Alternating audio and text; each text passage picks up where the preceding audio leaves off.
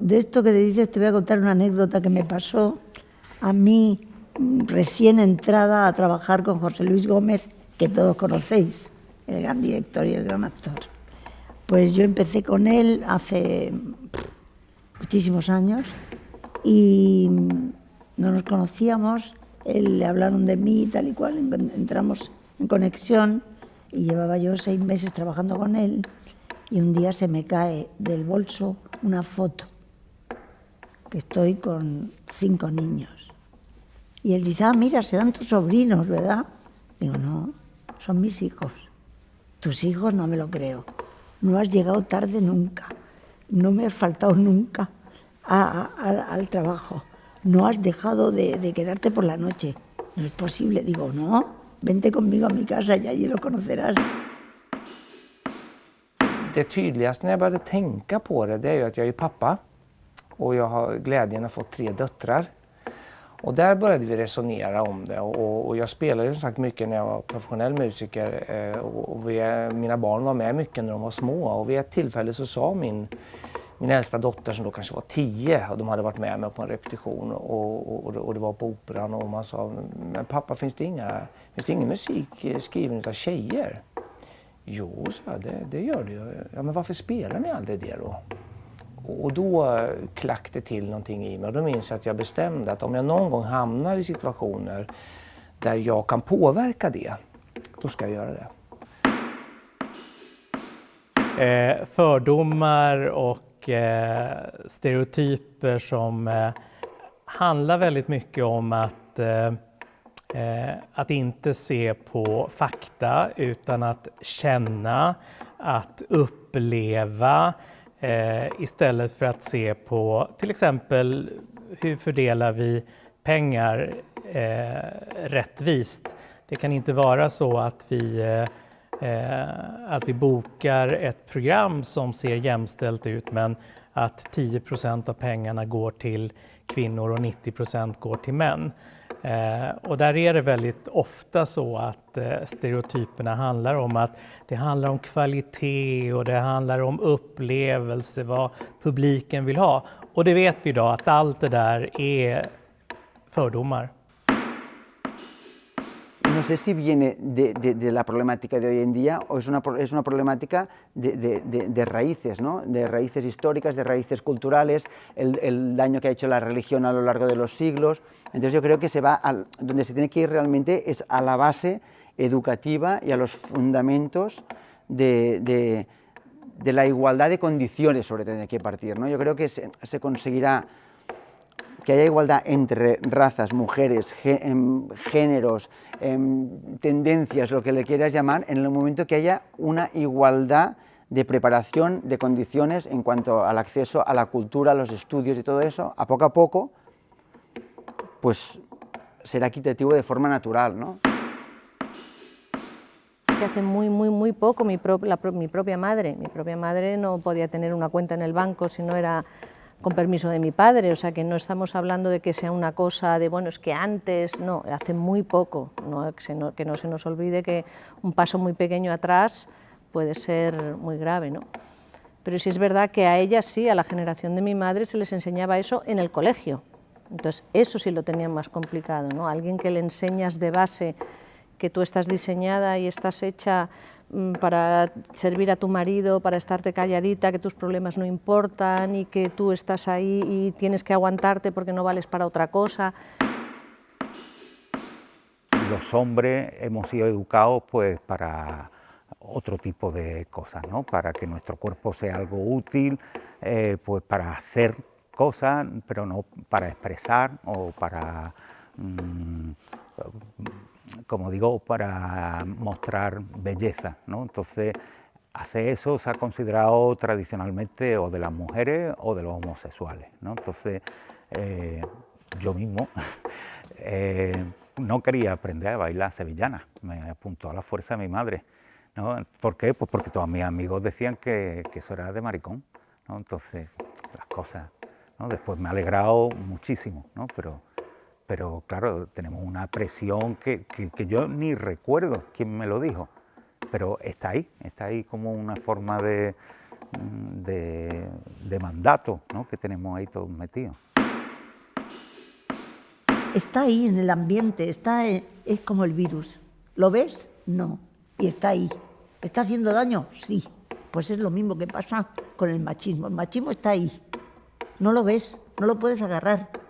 Pero hay mujeres que también practican el machismo, porque han aprendido la línea que a lo mejor su madre les enseñó. Los chicos no limpian los platos, los chicos no hacen las camas, los chicos estudian y tú. Toda esa división de trabajos que se hizo, eso ha perjudicado muchísimo a la mujer. Entonces, yo creo que, fíjate que la mujer, cuando entra en las artes escénicas, yo creía que se sentía más libre y que se sentía mejor que en otras profesiones. No es verdad. A mí ya he hablado con actrices que me han dicho que no, ese virus está ahí.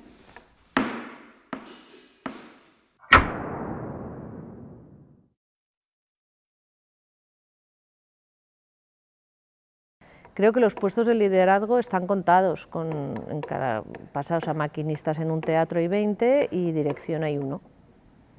Y entonces son puestos a los que ha estado accediendo la gente que estaba mejor preparada en su momento. Y la educación ha fomentado que los mejores preparados fueran los hombres. Entonces yo creo que esa es la base que ahora ya... Esa era la primera limitación con la que se encontraban las mujeres, que no tenían acceso a esa preparación, con lo cual esa falta de acceso les impedía llegar a esos puestos, que exigían unas titulaciones que ellas no podían tener. O sea, mi madre se estudió la carrera a la vez que yo, porque en su momento no se podía y cuando ya pudo, pues se puso, hizo y tal, para poder acceder a la oposición siguiente. Pero es que hace muy poco que las amas de casa, eso, lo que tenían que hacer es estar en casa.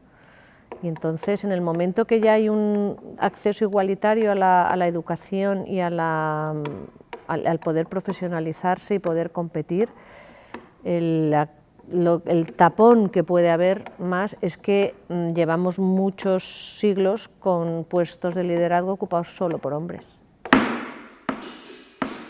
But I know through my own involvement with the National Women's Council, one of the key issues that has come up time and again is the role of women in leadership decision making and public life, and particularly the participation of women on boards. So, you know, we know that where there is equal participation of women on boards, better decisions are made, there is less groupthink, there is more quality decision making, and yet we're still not seeing equality in that area, particularly in corporate and multinational boards. För att åstadkomma förändring så måste ju de som har ägt makten och haft makten och innehaft den platsen flytta på sig och lämna plats och vilja lämna plats, men också kunna erkänna att det kostar någonting att lämna plats. I think sometimes we feel questions like this are bigger than all of us, but actually it's like any other question. It's like global warming. If you change your habits, and then people see you change your habits, then they will change their habits. So I think you start with your own office, you start with your own event. So a number of years ago we decided that all of our panels would be gender equal, so that if we had 4 speakers on a panel, 2 would be male and 2 would be female and non-binary.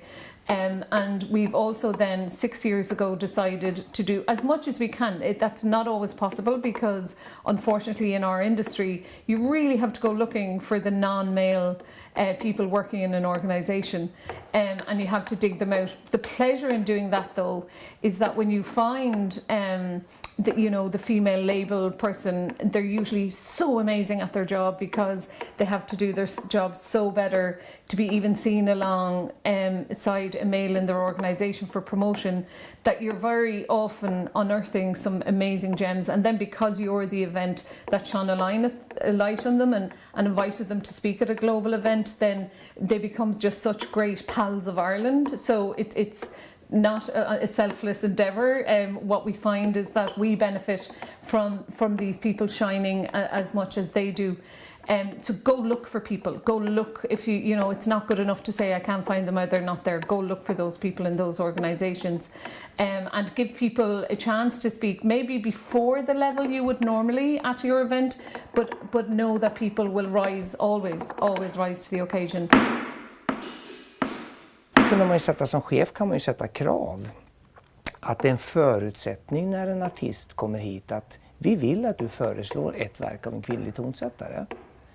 Och det var den fråga jag ställde. Finns det något verk av en kvinnlig tonsättare du kan tänka dig att spela när du kommer till Stockholm eller dirigera? Och då alla världsartister började säga, varför ställer du den frågan? Jo, men vi jobbar med den här frågan. Ja, eftersom du ställer frågan, det här tycker jag är ett jättebra verk och det här är ett, och helt plötsligt började det rulla. Och samma sak till våra egna musiker som spelar kammarmusik. Ja, men då kommer man in med programförslag till mig och Fredrik, min programchef, och sen så väljer vi. Kravet för att komma med och bli vald är du måste ha minst ett verk av en kvinnlig tonsättare på programmet. Annars är det ingen idé att lämna in ett förslag. Och så började folk att leta och så hittar de jättebra musik. Och nästa gång jag går tillbaka dit igen och helt plötsligt så var det inte längre kvinnlig tonsättare utan det var bara bra musik. I think it's a provocative strategy, and I think it raises a lot of people's hackles, if that's the right word. People seem to get riled up about it because they feel like it's shoehorning somebody in who shouldn't be there. Whereas I see it as a redress of many years, decades, centuries of discrimination. And I feel like if we start to see more people, more women around us in positions of power, or on stages, or listed as the creative driving forces behind the work that we're doing, it'll become more normal that half of the people who make things are women, and half of the people who are supported as artists are women.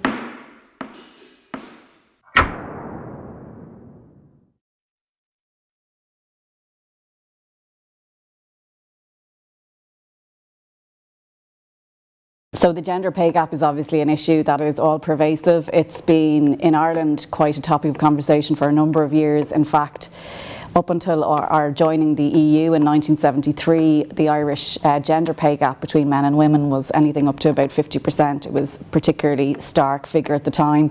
So now we know it's between 14 and 16%, but that's still not acceptable. I think really the key thing that organisations and government in general at policy level need to be focusing on is key directives in this area. Reporting is really important. So, what gets measured gets done. So I think organisations really need to be taken to task on why there are gender pay gaps. There's absolutely no reason why women and men shouldn't be paid the same for the same work and the same job. So I think those are the kind of key focus areas that really need to be looked at from a policy perspective.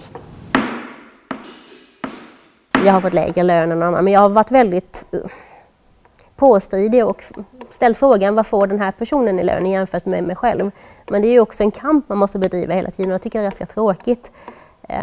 Man får göra det fortfarande.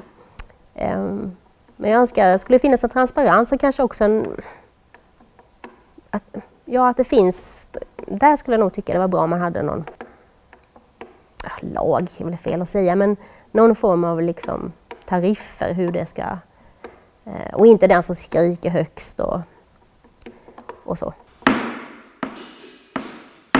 In terms of policies, global and European and global policies for the gender pay gap, of course gender pay gaps, like every other area of society, exist in the music industry in Ireland and right across the globe. I think we should not ignore the basics.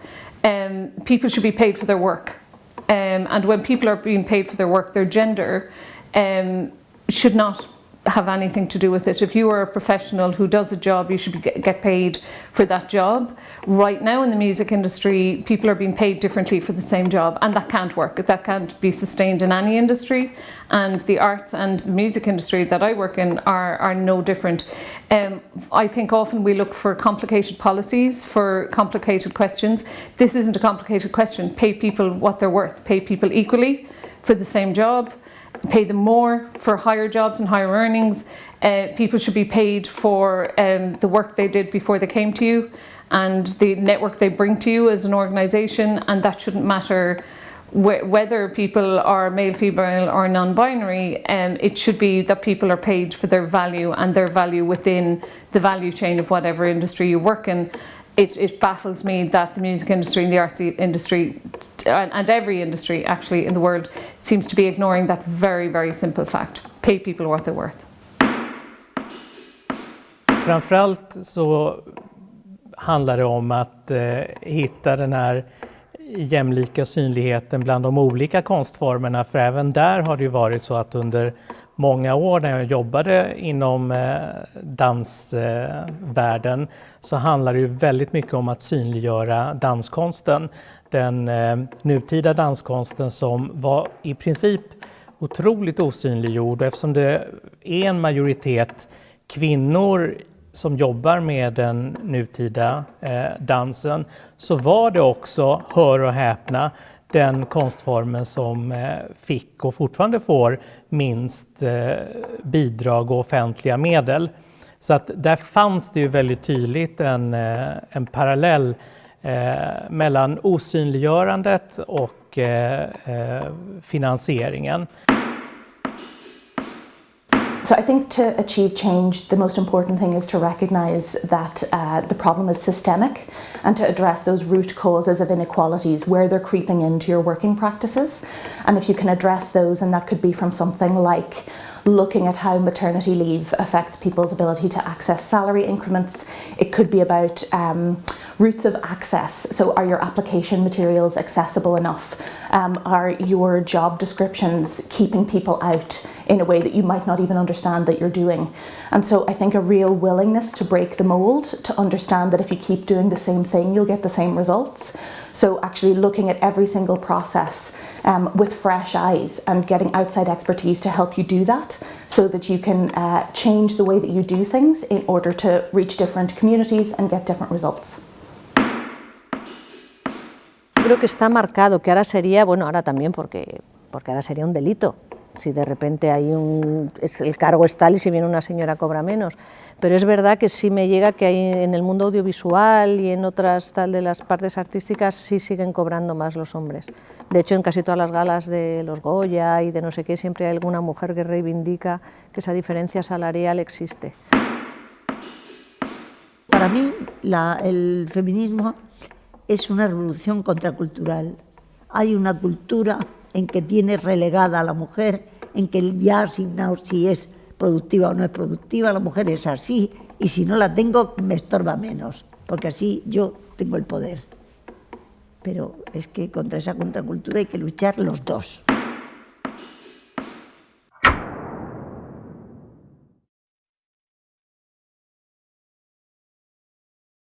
Just at the end of 2015, the National Theatre in Ireland announced its programme for 2016, which was a significant moment because 2016 was the centenary of, I suppose, the symbolic start of our nation as a republic. And the National Theatre back then had been very involved in that. So this programme for 2016 was, I suppose, symbolically resonant.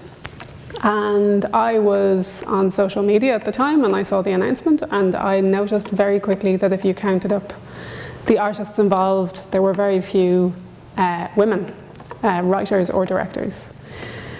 And I suppose at the time I was a little bit tired because this kind of conversation had come up in small ways between myself and my colleagues over the years, just grumbling, I suppose, over a pint or in an office while we were working together, just noticing that there did always seem to be an imbalance between male and female artists. But it wasn't necessarily something we were able to put our finger on. Whereas with this programme, it was very clear, if you counted it, you could see it. And so I, being on social media, on Facebook, I wrote a post just sort of saying, really, is this good enough? And to my enormous surprise, it took off because so many other people felt the same way. And I think there was a combination of different things created a moment where people felt like they could talk about it for the first time. I look back and I think I'm quite surprised at how nervous people were about even bringing up the fact that they felt that women were being sidelined in theatre. Compared to a year later, which was the end of our campaign, what became Waking the Feminists, that campaign, where I think people working in theatre, not just women, but generally people working in theatre, felt that this was an acceptable topic of conversation in a very ordinary kind of a way. Dejan de tener trabajo porque no les escriben personajes para ellas. Y yo creo que eso se va arreglando también un poco, porque también hay dramaturgas y también empiezan... Yo creo que eso va por buen camino, fíjate, porque cada vez que hay más incorporación, que es lo que decía, el momento que se vayan incorporando más, ya va a ser mucho más fácil el dialogar, el que entren, y todo eso va a pasar, y las propias escritoras van a escribir, es un papel para Vicky Peña, por Dios, o analizarán. ¿Y qué ha pasado? Pues que Nuria Espera hace el Rey Lear. O sea, es decir, no hay un papel para que Nuria Espera haga, pues el Rey Lear, ¿por qué no? Y Blanca Portillo ha hecho Hamlet. Y Segismundo. Entonces hay una parte que no podemos evitar, y dices, esos grandes papeles, pues a día de hoy, en el siglo XXI, esos grandes papeles también los puede interpretar una buena actriz, ¿no? Haces una y una... Pero es verdad que eso ha faltado porque la propia dramaturgia y literatura no se centraba en la problemática de una mujer de más de 40. Det som kunde vara med manusen är ju att de flesta klassiker är ju skrivna av män. Så att det handlade om att satsa på nyskrivet. Och min satsning som jag har gjort på nyskrivet under faktiskt 15 år, den innehåller ungefär idag tror jag 105 verk av 180 premiärer som jag har programlagt de här 15 åren. Det blev ju också ett sätt att dels förhålla sig till samtiden, att aktivt satsa på nyskriven dramatik, men också att förändra fördelningen mellan kvinnor och män. För många kvinnor skrev ju också med ett nytt perspektiv och skrev för kvinnor och kvinnor i huvudrollen, i drivande roller. Så att man måste ju tänka att man arbetar framåt, och även när man jobbar med en klassiker så kan man ju liksom titta på klassikern med en viss blick. Det handlar ju inte bara om att räkna huvuden, det är ju också hur man gestaltar kön och hur man ska förhålla sig till det sceniska överenskommelsen. I think we already know now, in 2021, that it's an accepted fact that diversity raises the bar, that it makes artistic programs better, it makes your marketing better, it makes your company culture better, and that's true across all industries, not just the arts. And into the future, that richness and that skill and that enrichment that's happening when you have more diverse artists, more diverse audiences, organisations that take in a wider view of perspectives, that gap is only going to widen. So I think that all organisations, as a real matter of urgency for the quality of their work and the relevance of their work going forward, need to treat diversifying who they're speaking to and who they're working with as a matter of real urgency in order to keep up. Entonces, lo que sí que haría para luchar por esa concienciación es hacer muchas más obras de teatro y espectáculos que hablen de esto, ¿no? Para que sean y no a lo mejor no para mostrar un reflejo de la sociedad, sino para que la gente lo que hace cuando ve una obra de teatro, te sientes identificado o no, y un buen texto, una obra de teatro, lo que te hace es pensar, recapacitar y entender de forma voluntaria o involuntariamente. Incluso también haría muchas comedias, no hay mejor terapia para las... A nivel social, mira, esta es una buena respuesta, a nivel social, qué mejor que hacer comedias sobre una temática, que es lo que la comedia es lo que va directo al inconsciente del público.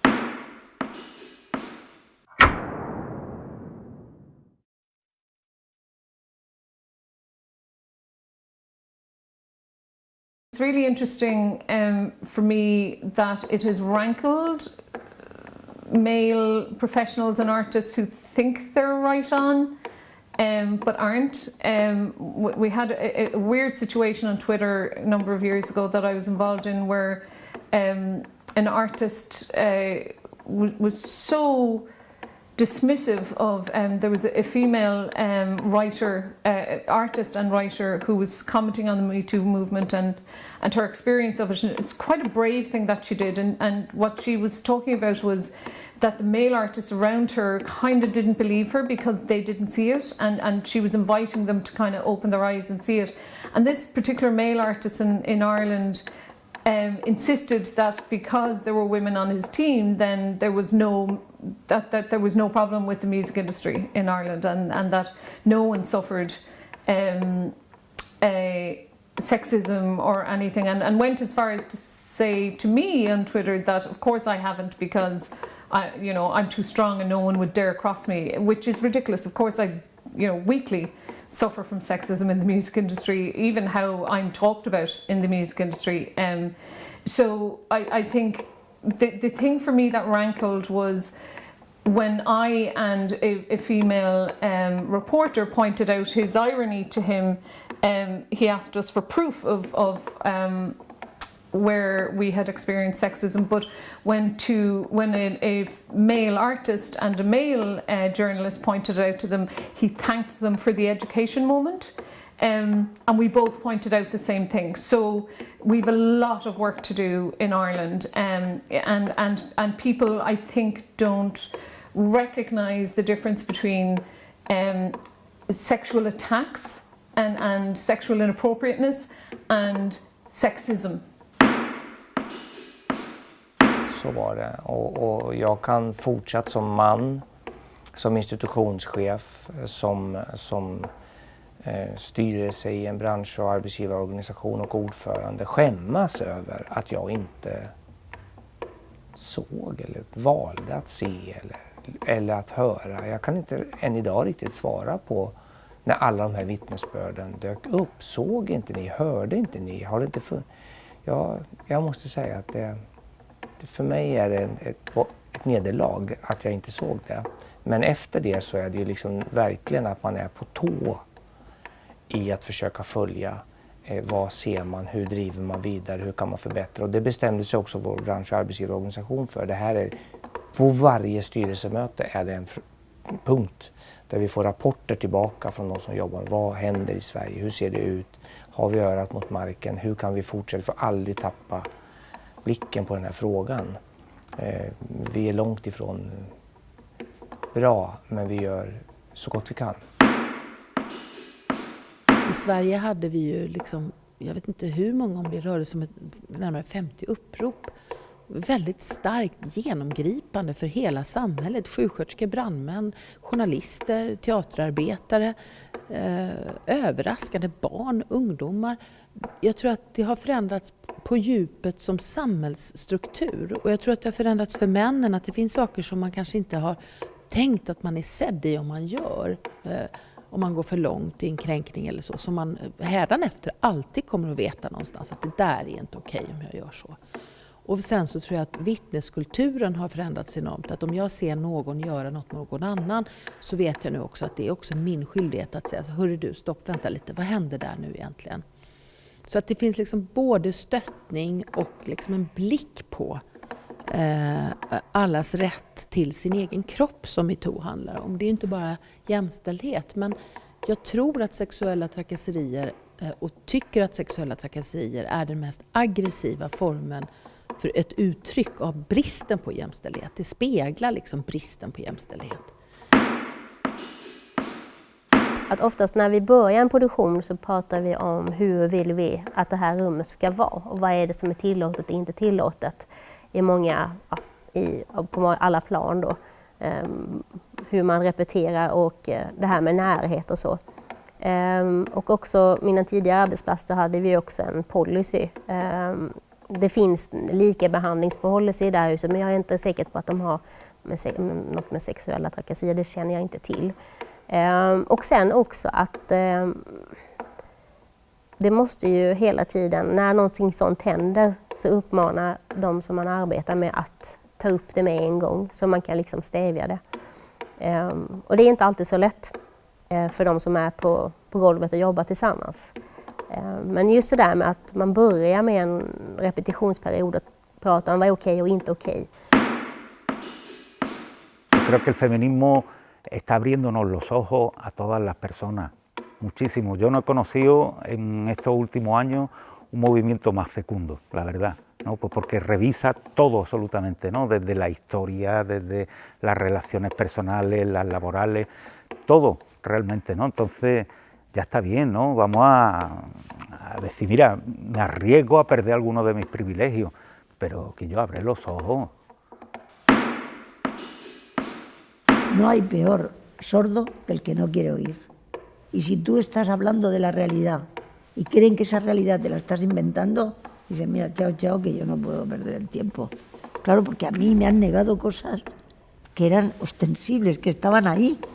Y la gente, claro, es más cómodo vivir y creer que vives en una sociedad éticamente buena y que no se comporta mal y que no crea estos monstruos que hay, es más cómodo a que decir, madre mía, lo que está pasando.